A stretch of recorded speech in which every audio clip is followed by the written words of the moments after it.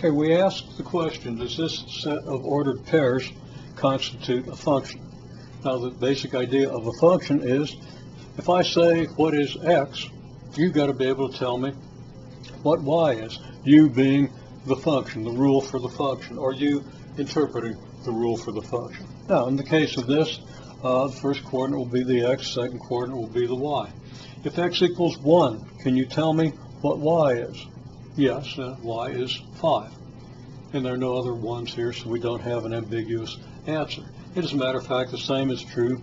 Now, I can't ask you if x is 2, what is y, because there's no 2 in here. And we have no information on what y might be if x is 2. We will say that x equals 2 is not in the domain of this function. It doesn't make any sense to ask what we get for x equals 2 because the function does not address that question. Okay, if x is 3, then of course y is -9, and that's the only place we see x equal to 3. Now we got a 3 over here, but that's a y, so that doesn't hurt anything. If I ask x equals 4, you say it's 2. If I ask 5 or 6 or 7 or 8, you're going to tell me that's not in the domain of the function. It doesn't appear as the first coordinate for any of these points, for any of these ordered pairs. Okay, if I ask what the function is for 9, you're going to say 3. Okay, so again, two things that we can see. One is we have to have, in order for this to be a function, we have to be able to say for every x in the domain, that is every x that appears as a first coordinate, we have to be able to say what the value of y is. And if the domain of the function is 1, 3, 4, 9, then we can do that. So the domain is a set of x values, 1, 3, 4, 9.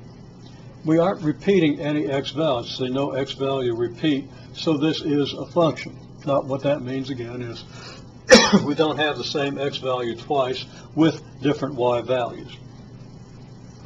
We can always answer the question, if x is what is y, unambiguously. Now that's provided x is in the domain. So I've added that necessary condition. Provided x is in the domain, we can always answer the question. Okay.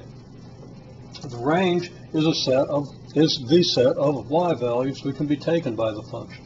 In this case, listing these in no particular order, just the order they appear listed here, the range is 5, -9, 2, 3.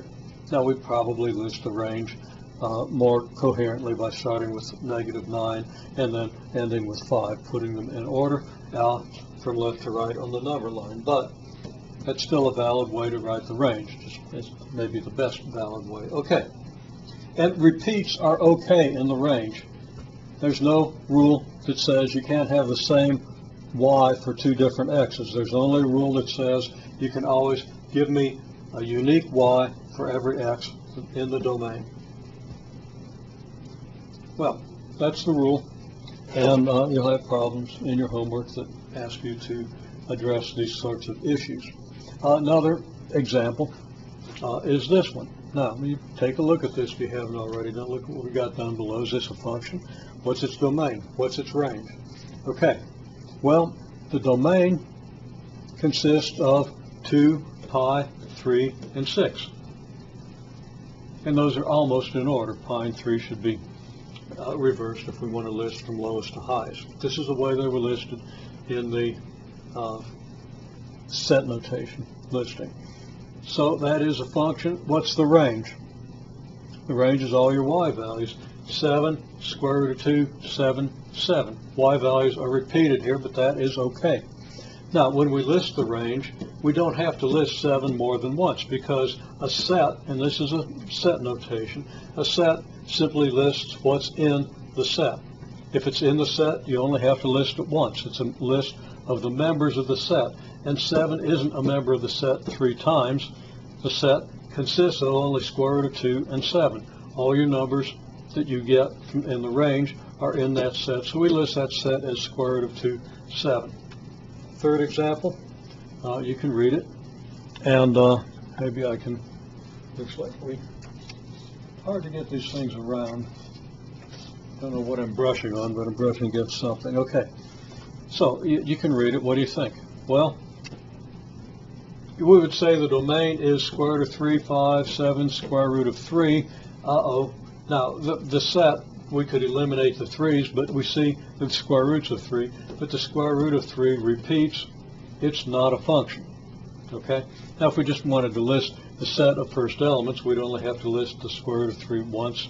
But in just listing the elements, we got this, and we see that the square root of 3 repeats. Okay? It's not a function. If I say, what is y if x is the square root of 5? You can say, well, it's 4. What's y if x is the square root of 7? Well, it's negative 2. What's y if x is the square root of 3? Well, somebody might say it's 1. Somebody else might say it's 3. That's ambiguous. You have an ambiguous answer. You can only have one answer to the question, what is the value of y for this value of x in the domain? So, not a function.